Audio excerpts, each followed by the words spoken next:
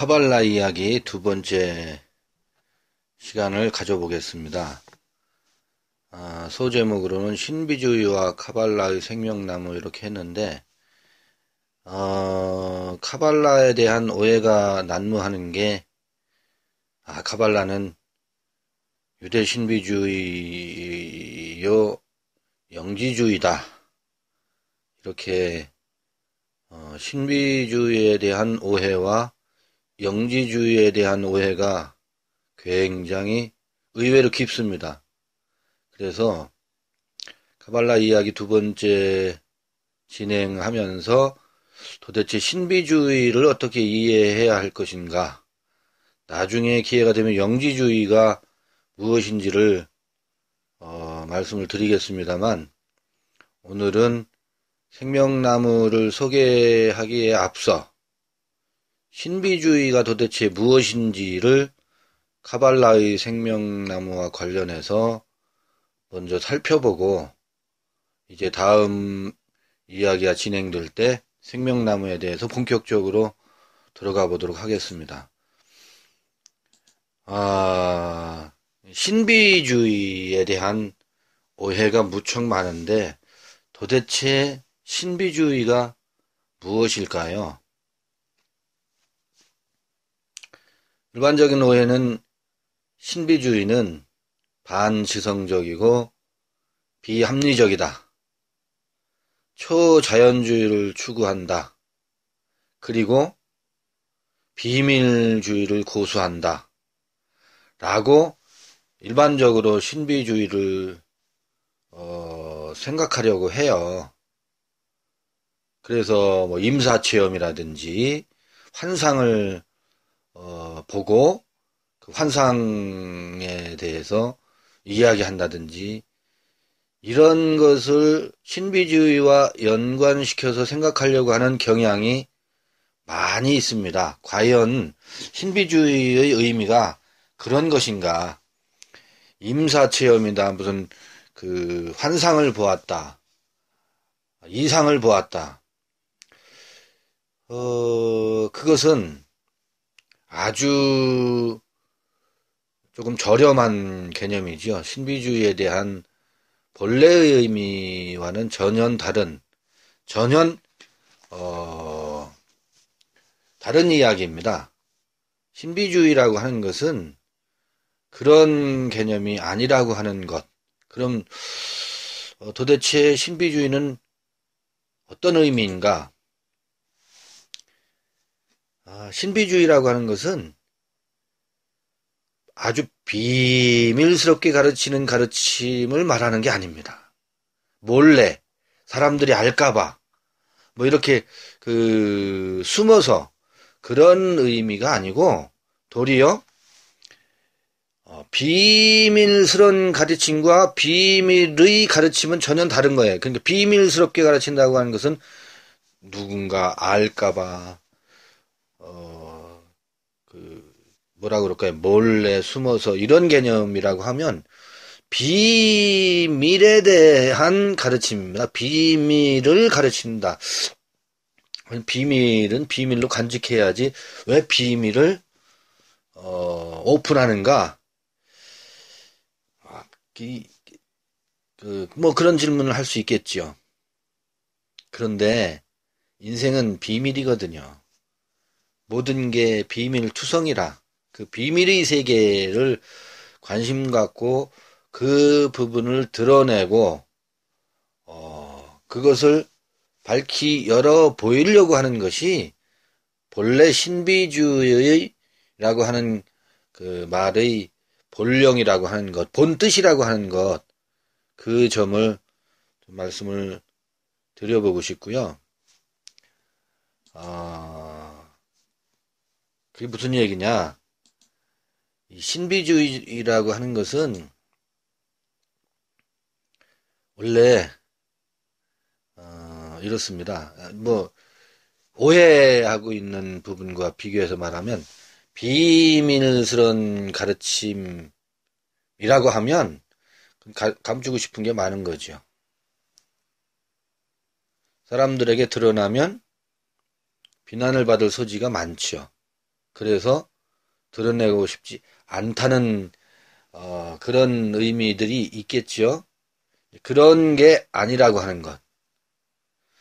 비밀의 가르침은 감춰진 것, 덮여 있는 것을 드러내고 싶다는 뜻이니 사실은 위의 두 말은 서로 정반대의 개념이라고 볼 수 있겠습니다. 신비주의는 비밀의 가르침이며 비밀을 전하는 것이 신비주의입니다. 원래 이 비밀이 드러날 때 기존 종교의 박해가 극심해서 비밀 드러내기가 굉장히 어렵죠. 그래서 비밀을 함부로 드러낼 수가 없었습니다. 전통적으로는.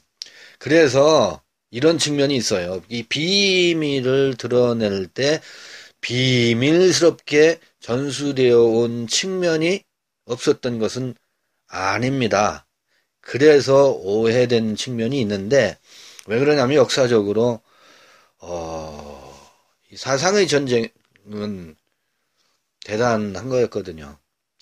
기존 기득권 종교에 반하는 내용은 살아남을 수가 없었습니다. BC 진시황 시절의 유명한 분서갱요, 고려와 조선시대의 사문난적은 아주 유명한 역사적 이야기들이죠. 성리학과 유학에 반하는 문서들은, 혹은 그 문서들을 따르고 있는 선비들은 살아남을 수가 없었습니다. 그래서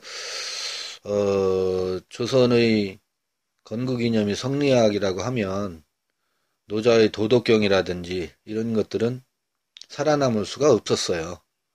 그래서 도덕경을 따른다든지 신봉하려고 하는 사람들은 도리어 드러내놓고 논의하지 못하고 숨어서 그럴 때 비밀스럽게 천주학도 초기에는 그랬죠. 서양의 천주학이 조선에 들어왔을 때는 드러내놓고 말할 수 없었던 측면이 있었습니다. 왜냐하면 드러내놓고 말하다가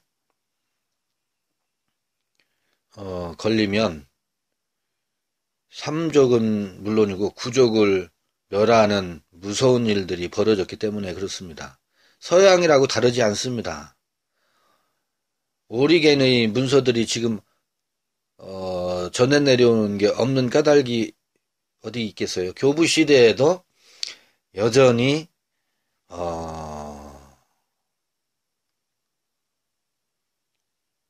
기존 종교의 교리와 반하는 것들은 살아남을 수가 없었지요. 유대교도 마찬가지입니다. 전통 유대교는 둘로 나눌 수 있다고 그랬죠. 표면적인 유대교와 이면적인 유대교가 있는데, 이면적인 유대교는 그 비밀을 전하는 유대교라고 하면 그 비밀을 드러내놓고 말할 수가 없었고 문서화 될 수가 없었어요. 문서로 만들면 여전히 기득권 종교에 의해서 구족을 조선식으로 말하면 구족 멸문지화를 당하기 때문에 살아남을 수가 없었던 그 비극적인 역사가 동양이든 서양이든 있어왔던 게 사실이잖아요. 그런 면에서 카발리즘이 문서가 없습니다. 중세 시대까지 전승되어 오면서 비밀스럽게 전승되어 왔던 측면이 있고, 이제 12세기, 13세기 돼서야 문서가 만들어지고 있는 것을 볼 수가 있는데, 재미있는 것은 성서는 기득권 종교에 의해서 보존되어 왔죠. 불살라지지 않았습니다. 기득권 종교가 성서의 텍스트를 보존해 왔는데 그 성서의 텍스트를 놓고 그 기존 종교와 달리 해석하는 다른 해석의 전통은 비밀스럽게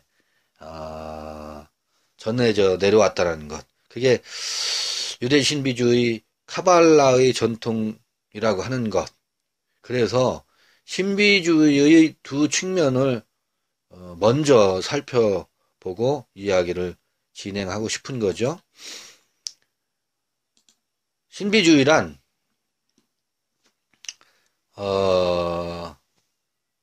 어떻습니까?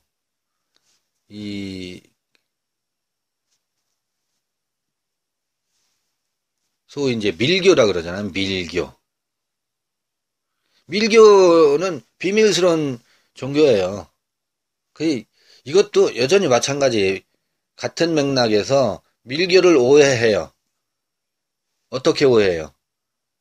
아주 어떤 음탕하고 음란한 종교들이 드러내놓고 그 음란한 종교 행위를 하면 살아남을 수 없으니까 몰래 숨어서 전승되어 왔다. 그런 쪽으로 자꾸 생각하려고 하는 성향들이 있습니다. 물론 역사적으로 수없이 그런 것들은 드러났다 또 없어지고 명멸을 거듭하는 측면이 있죠. 그런 부정적인 요소가 없는 것은 아닙니다. 그런데 밀교의 본래의 뜻은 그런 게 아니라는 것. 비밀의 가르침이란 뜻으로 문자 언어로 표현된 현교를 초월한 최고 심원한 가르침을 담당하는 것이 사실 밀교 전통이거든요.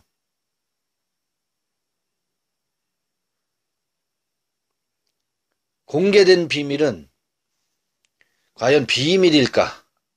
이렇게 제가 질문 한번 던져봐요. 이게 무슨 말인가? 비밀은 공개되면 비밀이 아니잖아요. 그런데 이 비밀의 세계라고 하는 것은 뭐 헬라어로 무스테리온이라고 하는 것은 공개되었지만 비밀이거든요.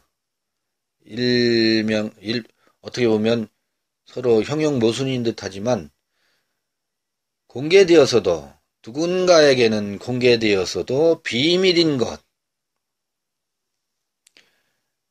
그냥 이건 일상적인 거예요. 흔하게.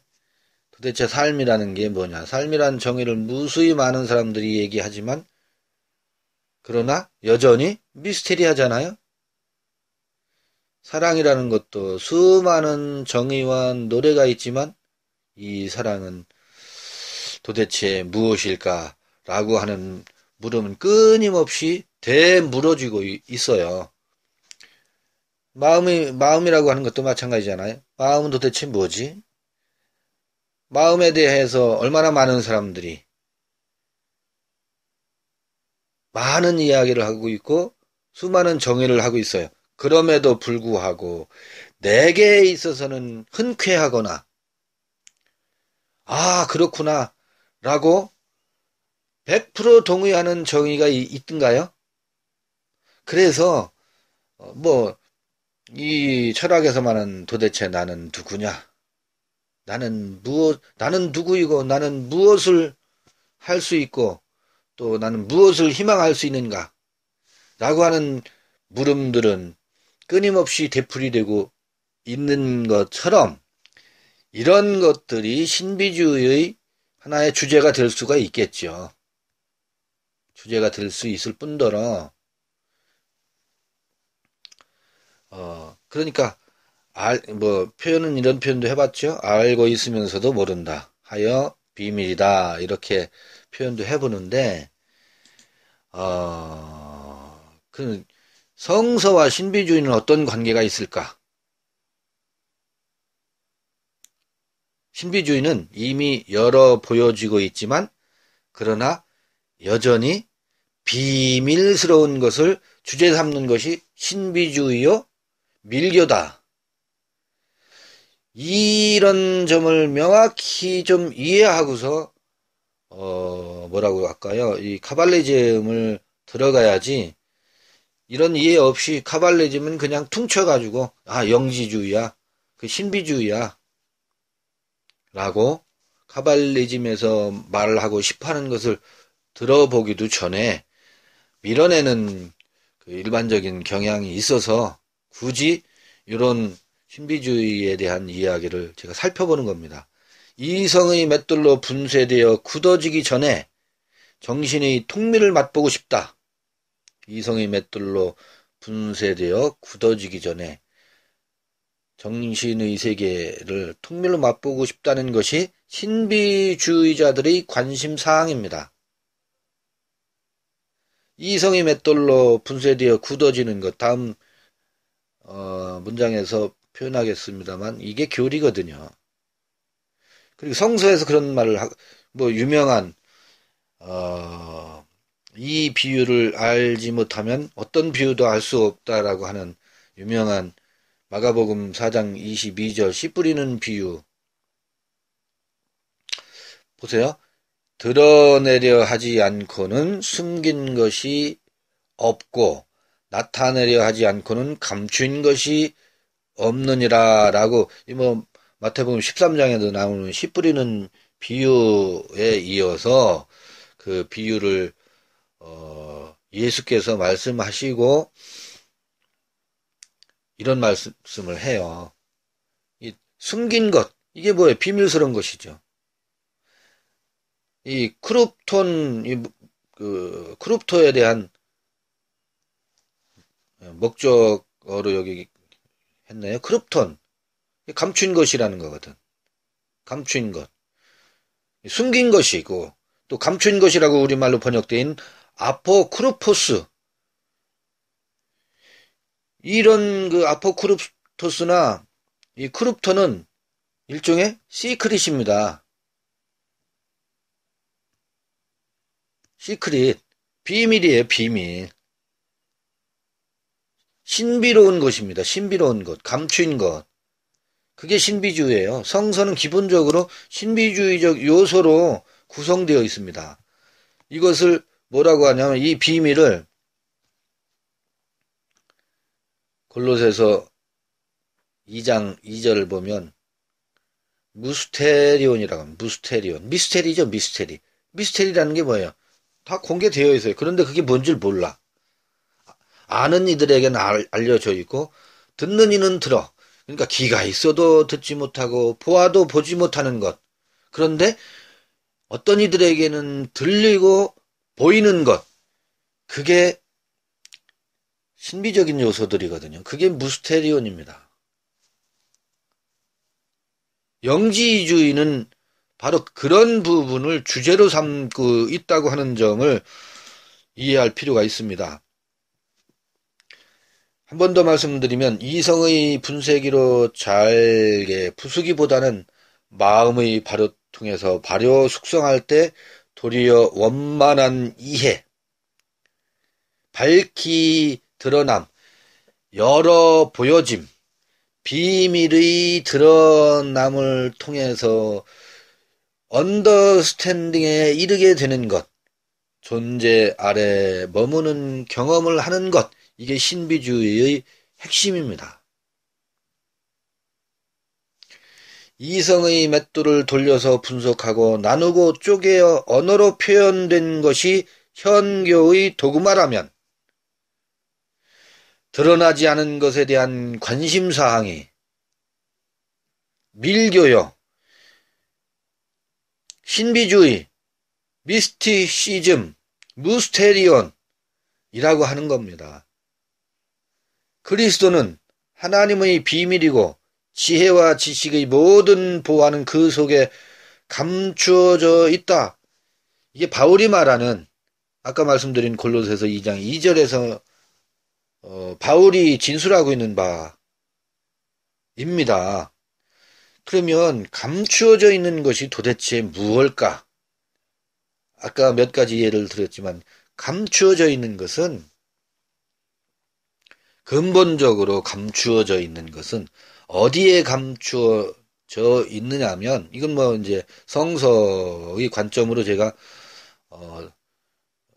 진입해서 말씀을 드리면, 무엇이 감춰져 있느냐면 휘장에 의해서 지성소의 세계가 감춰져 있습니다. 지성소의 세계에 감춰져 있는 것이 엘로힘인데, 어떤 엘로힘이냐면 그게 야훼 엘로힘이거든요. 야훼 엘로힘이고, 또 다른 말로 하면 감추어져 있고 숨겨져 있는 것의 핵심은 나 자신입니다. 나는 누구인가라고 하는 철학적 물음도 있지만, 나 자신이 무엇에 의해서 감춰져 있느냐면 도리어 현교의 도그마와 수많은 타인들의 가르침에 의해서 내가 드러나지 않고 도리어 어딘가로 숨어버려 있어. 도망가 있어. 밀려나 있어. 그래서 신비주의가 근원적으로 주제 삼는 것은 그렇습니다. 우주 창조의 비밀이 아닙니다. 물론 그것도 비밀이죠. 물리적 세계에 대한 끊임없는 탐험을 통해서 그런 우주 창조의 비밀들은 과학자들이 미세의 세계와 거시의 세계를 동시에 살펴보면서 끊임없는 탐구가 이루어지고 있죠. 정작 감추어져 있는 것은 그 물리적 세계보다도 더 비밀의 세계로 숨어들어 있는 것이 바로 야훼이고 나 자신이라고 하는 것. 그러면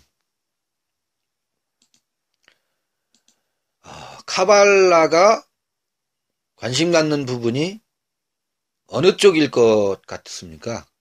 그렇습니다. 무슨 환상 체험이다, 무슨 임사 체험이다, 이런 쪽이 전혀 아니라고 하는 것. 카발라의 생명나무를 통해서 드러내려고 하는 것은 그런 것이 전혀 아니고 도리어 야훼를 통해서, 야훼의 빛을 통해서 감추어져 있는 그 무엇인가를 드러내려고 하는 것이 카발라의 중심 주제입니다.